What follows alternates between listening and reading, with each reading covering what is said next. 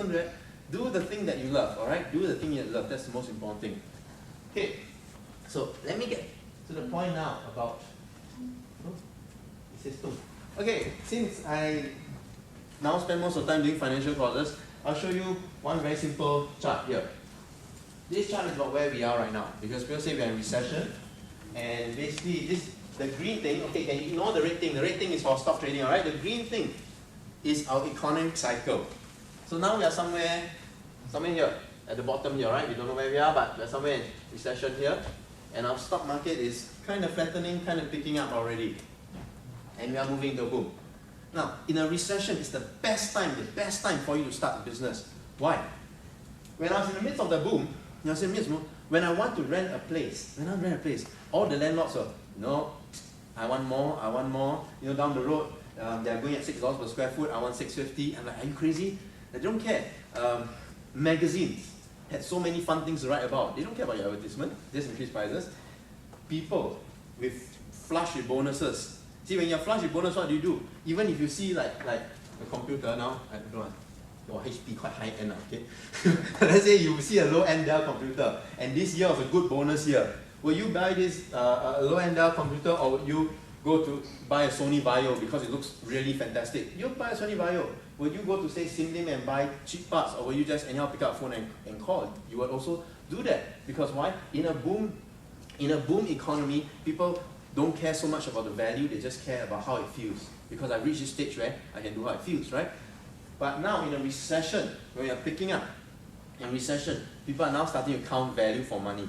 And when it comes to value for money, it's a very good time for a new business, because why? A new business, its greatest strength is always to undercut prices. Yes, I know in the short run, you might feel, wow, my belts have to tighten. But the truth is, when you undercut prices, the consumer has a chance to interact with you. From there, you can persuade them, look, my products are good, I'm a nice person, my service is good. See, if your prices is the same as everyone else, think of yourself as a consumer. Okay, I got company A, which has been there for 20 years and has really beautiful corporate branding. And I've got company B, and if I need to say, buy muffins again, okay? Company A got this bakery A, got long queues, everyone's saying good stuff about them, and it only costs $1 to buy their muffin. This bakery B, next to them, one charge me $1. New fella, no queue. Will you buy? No, you won't buy. Unless you're the kind that just like to try new things. Okay? But generally, you wouldn't buy. Whereas if bakery B, the new bakery, sells at 50 cents, you're like, I'm saying 50 cents, maybe the fella might be good. So you try, right? And if you try, the fella is good, then you buy again, then you become a loyal client. Okay, the number one thing that new businesses don't have is they don't have loyalty. So they must, from some way or other, claw loyalty in. Either you have contacts in your industry, or you must sell yourself so cheap that other people come to you and build loyalty. That's the first important thing, right? Loyalty. So as I was saying, here, what is the one thing that we know about economic downturns, whether you're a financial expert or not? There's one thing we know, right, about economic downturns, is that the downturn will turn up. Sometimes it doesn't tell you when it turns up, but it will turn up, correct? Anyone who has seen like Asian crisis, all that, it all turns up. Now when it turns up, what goes up? Stocks, right? Stocks are what? Stocks are companies. Beautiful. Stocks are shares, stocks are companies. So basically the company sales started going up, and therefore the stock prices go up. And that's why you get a stock market recovery. Now how does that affect you? When when all these big companies expand, okay, when a big company expands, okay, now I'm explaining to you why it's essential for you to start a business in recession, and it's the best time. When a company expands, okay, a big company, MNC company, let's make it simple. Let's take an example. Who do we have here? Who is a big company here? Singapore was a big company. Let's say CapitaLand. Who? Any big company? CapitaLand. Far East Organization. Okay, Far East. Okay, Far East Organization.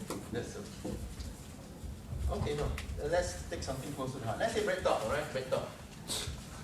I seem to be in bakery mood. Certain days I'm in car mood. So today I'm in bread mood. I think I didn't eat enough yet. Okay, let's say BreadTalk. Suddenly they expand. Because now, after the recession, everyone is slimmed down and now they're expanding. When they expand, what's going to happen? The employees will get bonuses, right? So they are more ready to spend. what else is going to happen? As they expand, they need to build new bakeries, correct? When they build new bakeries, they need what? They need new ovens, they need new contractors, they need new real estate agents to look for places. Basically, at the bottom of recession, this is where your maximum boom is. And that's why people who invest in stocks, they want to buy at this point. So in a way, when you run a business, you are like this as well. Because when the market opens, that's where you get business, whether through a consumer side or business side. When the market is coming down, that means at the end of peak, when it comes down, everyone is what? Trimming, right? So when it's trimming, the amount of business out there in the market is less. Whereas now it's flattened out, those who are overcharging have all been knocked out and died already. So now it's at pure value. At pure value, people will start judging your products, your services at pure value. And this is why it's the best time you've got to start at it. But that doesn't mean you quit your job. Okay, that doesn't mean you quit your job.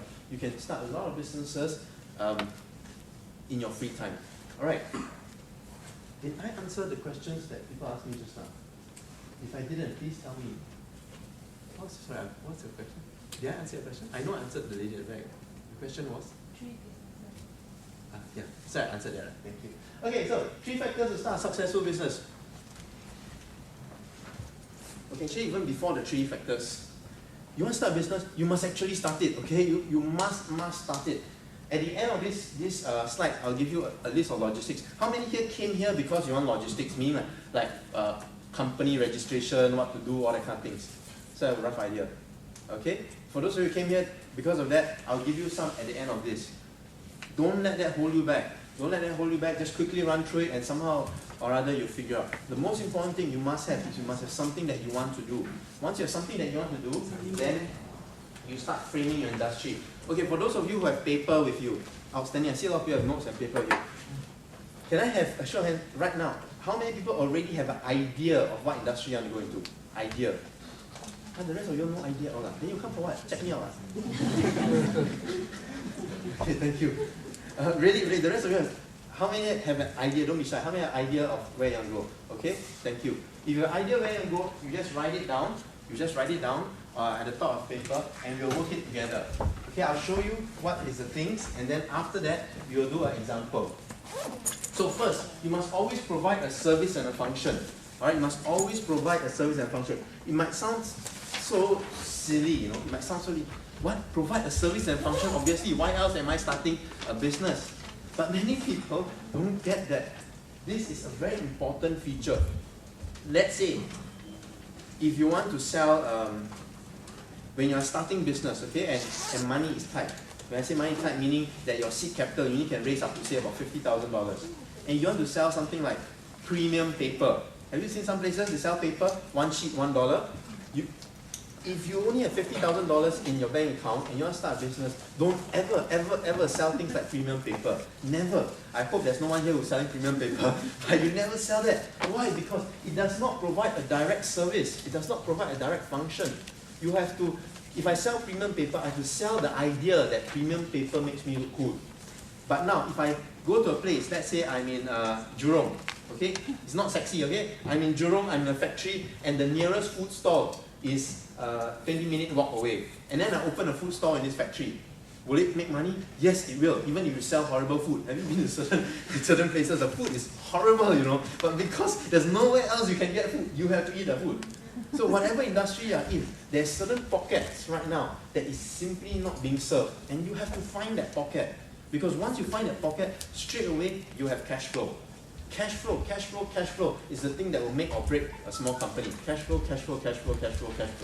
Right now, my company has reserved lots of reasons. Even if I don't close sales in the next 3 months, I still can survive. And that's important. So it doesn't stress me. See, it doesn't stress me. I'm free to provide my service as I wish.